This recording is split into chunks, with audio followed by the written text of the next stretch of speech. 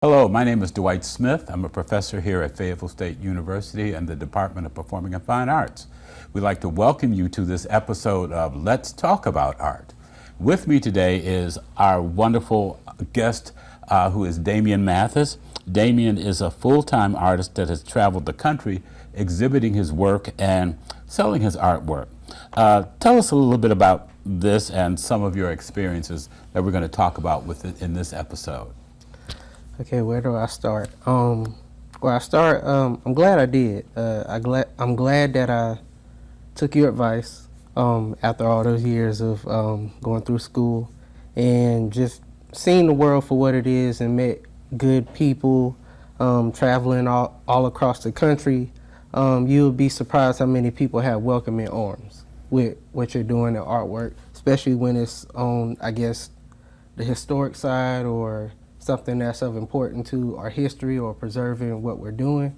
I've met quite a lot of people that I never think would even, be an occupation. Like I've met art archivists, I've met various sorts of collectors, far and wide, all age groups. Like it made me realize, like they're saying, like you can't judge a book, you really can't judge a book. Like an art lover is an art lover, and you never know what bridge they will help you cross that hopefully you don't, terrorize and can't come back across. So. You've had experiences as a full-time artist. You've traveled to Detroit. Yes, sir. You've done the Detroit art scene. You're well known there.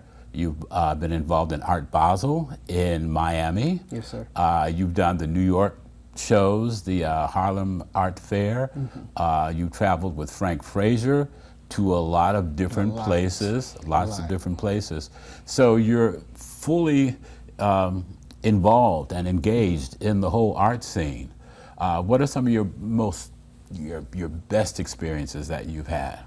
I would honestly say it was between me going to Detroit, because that was one of those things where I had to learn how to shut my mouth and become who I was supposed to become.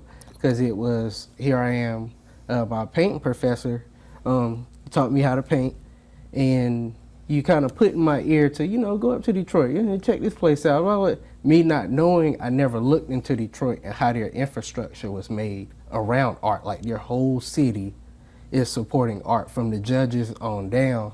So for me to walk into that and be introduced to that and see that, it's not just the typical person you would see that would like art, like they, kind of dress a certain way or so forth. It's just anybody, young, old, however, it's color. It's something that everyone's supposed to enjoy. But it was kind of surprising that they brought you up and they started telling me about, the work that you've done and so forth and your impact. And I was just like, I never put two and two together. Like, all right, here it is, my professor in front of me. Like he already accomplished what I'm about to go into. So he was just trying to direct me to, just figure it out, see it for myself, get a feel for it, and you'll meet good people along the way. And another experience was doing the Harlem Fine Art Show. I didn't realize at the time how big of a show that was. It's a and how huge show, yes. Important it was until I started meeting the artists and I started seeing what art was really selling for on a bigger stage and so forth, and it showed me the value in the collector, the value in the educator, the value in, I can just keep going, and it really made me look at myself like, all right, what is my part now? What am I contributing to now? And along the way, my first year up there in New York, I met Mr. Frank Frazier, and that was the start of a long period of generally seeing the world on, we call it like the hustling side of art. Like so you've done two or three different events with Frank. I've probably done more than that. Yeah. I'm in the 20s and 30s now. Okay. For him to be, most of the well-established artists, you can tell that they're up in age and so forth. They move around like age doesn't matter because they love it. Any show I ever been in or however saw around the country, I kind of seen like some of the same faces or entities or whoever was associated with them, and I started to see like, I'm going to be doing this for the rest of my life. Like, I have to establish what I'm doing now, make good friends, make good gallery connections and so forth, and generally learn how to educate myself along the way. With Mr. Frank Frazier, he was one of the first to start introducing me to people that he's worked with, people that support upcoming artists and so forth. They know that we have to travel. They know that we have to be here and there, and it's not cheap. So you have some people who are like, they would just help you with anything that they have, and whether it's knowledge or a connection. I've been given more, I guess, freebies or however, so just because of a connection, just because of a person knew I was doing good, and they just wanted to help out. I ended up meeting people that worked at MoMA in New York. I ended up meeting people in Wichita, Kansas, in California, Florida, Texas, the whole nine. Even as far as you start meeting people, relatives in other countries, because they heard of you or they talked you up and now they want to buy your artwork.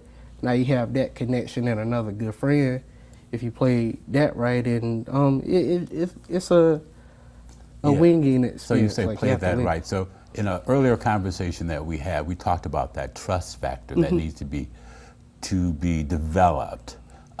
You can't make those inroads unless people trust you. You want to speak to that? Yes, going to the Harlem Fine Art Show, that's when I kind of start getting like my green light from a lot of bigger galleries and so forth. Like, I'm new coming into this.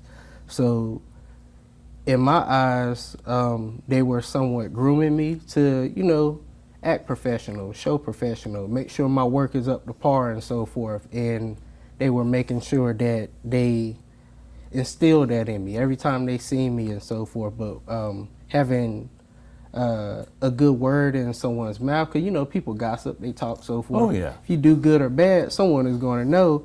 So all the good work that I have done and how I treat people with respect, it has come back to like the next years that I went to the show. People know of me, they know how I'm gonna greet them and so forth, and now they want to work with me. Some want to buy my artwork. Someone want to see my artwork finally, and it doesn't matter how good your artwork is. People still look at you as an individual. Is he good to work with? Is he someone that I should invest in? Is it someone that is going to stand the test of time and actually stick this through? Stick with it, right? You're not going to become a dentist in 2 years. Yeah, so I've had that conversation quite a bit. So it's I had to learn that someone is watching. Yeah, so, and they're looking at the work, and they're looking at how well you're developing the work. And we have a piece here that I really like, the Aaron Douglas work here. Let's talk about a little bit, what sparked your interest in the visual arts, painting in particular, and how have you, I think you pursued that passion via getting the work out, going to the shows, developing your brand and your the style of art that you use, which is interesting. So speak to the style of work as indicated here in this work. Just going through general studies with you and Miss Martin and so forth, like I started to see like either you can go the part of being repetitious and repeat history and so forth and keep doing the same cliche things, or you can kind of dip and dab in creativity and create a new avenue, and it's not really breaking rules because art don't got no rules. But you're basically creating your own voice so that you can be heard outside of the other voices in history. With my work here, while I was going through school, and Miss Martin had us writing quite a few papers, I learned that a lot of artists that I studied on before a time period, I couldn't find a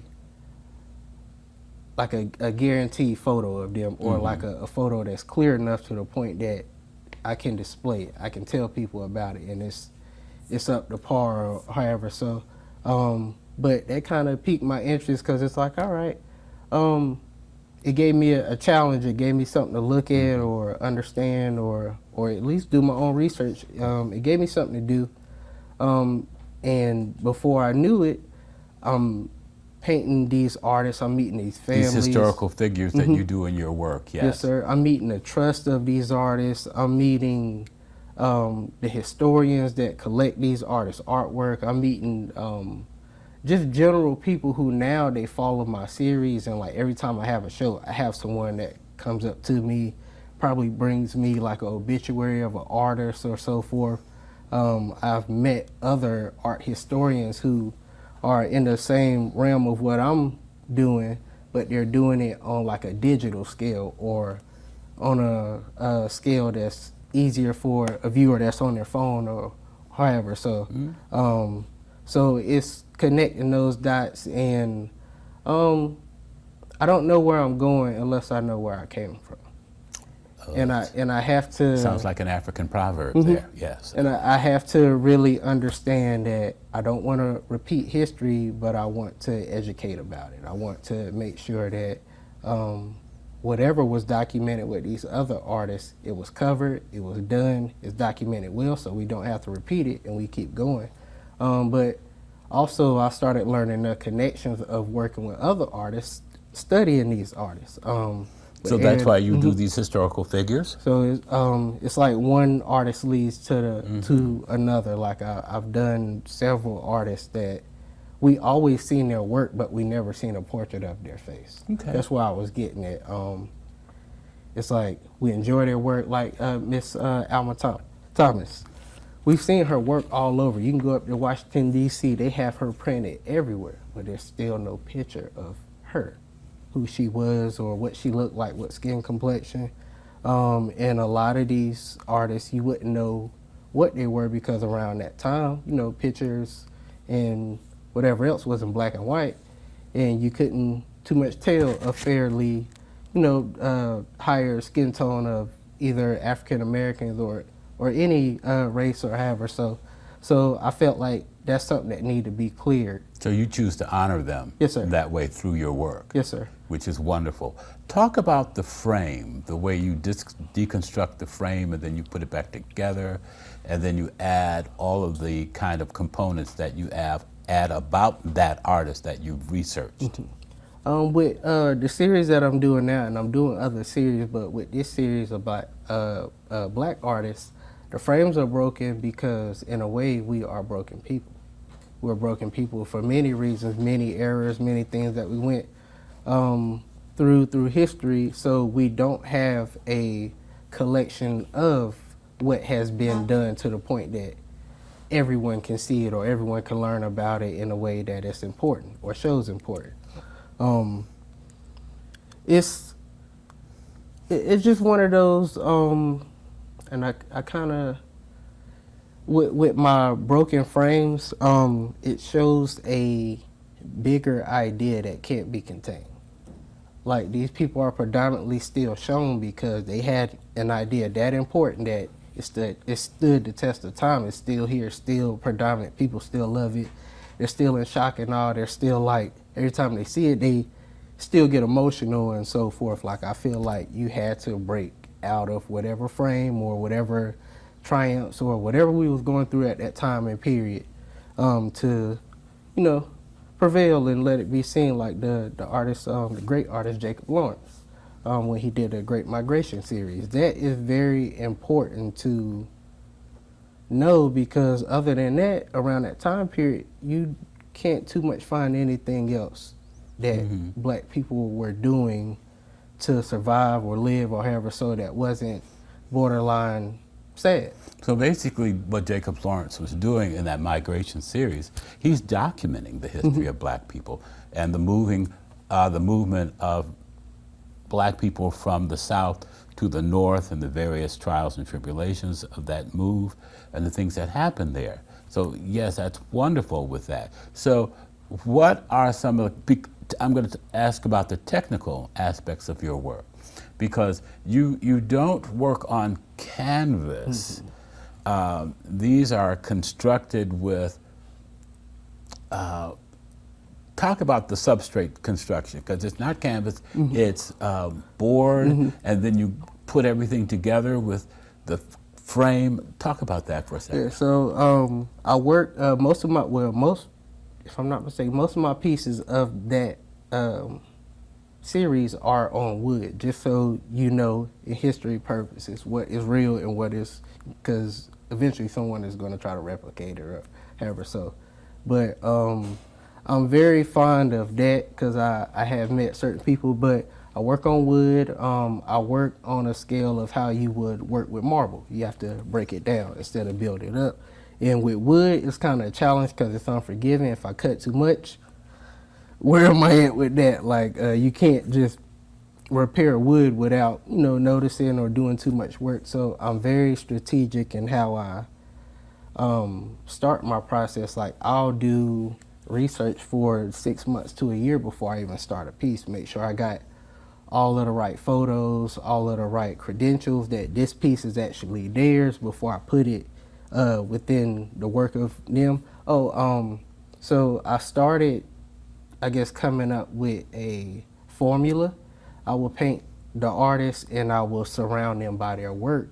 And after I got over about 20 of them, I start to see, like, all right, now I can show people the correlation of what I'm talking about, like what I'm trying to show or what I see, how important they were to be that individual. Just do something that's true to them and just, like Miss Martin said, trust the process. So, and it's crazy, like a simple saying like that has carried me so far because that's what gets me away from doubting myself that this isn't going to work or this is too extravagant, that, all right, I probably jumped the gun on this, but it's one of those, it's like, see it through, see what comes out. It's not supposed to be like the last piece. So how is the technical training here, and I need to get to that, because you're an alumni of Fayetteville State University, and I know that you've gone to several other universities getting your training. So how has Fayetteville State University and our art department helped you in learning and developing your craft, your visual product,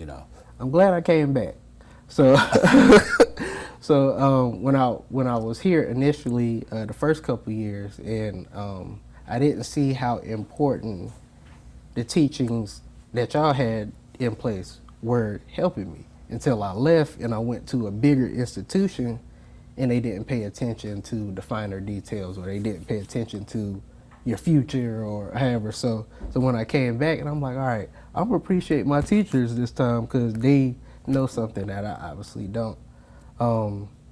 And just how y'all set me up to know the proper, techniques and so forth, but you still let me be an individual. You still let me fall on my face. You still let me fail. You still let me be like, all right, I told you that wouldn't work, but you had to go through the process. Yes, sir. So it made me just appreciate that everything that you said was right. And then when I started to notice that you were experienced in this field, I was like, I just cut it out and more so started listening to the lectures and actually seeing that even my professors were all on the same page about teaching us. Like, you knew my weaknesses, Miss Martin knew my strengths and so forth. Y'all never butt heads, never let me, be in a cloud about it, and you kind of directed me as I went.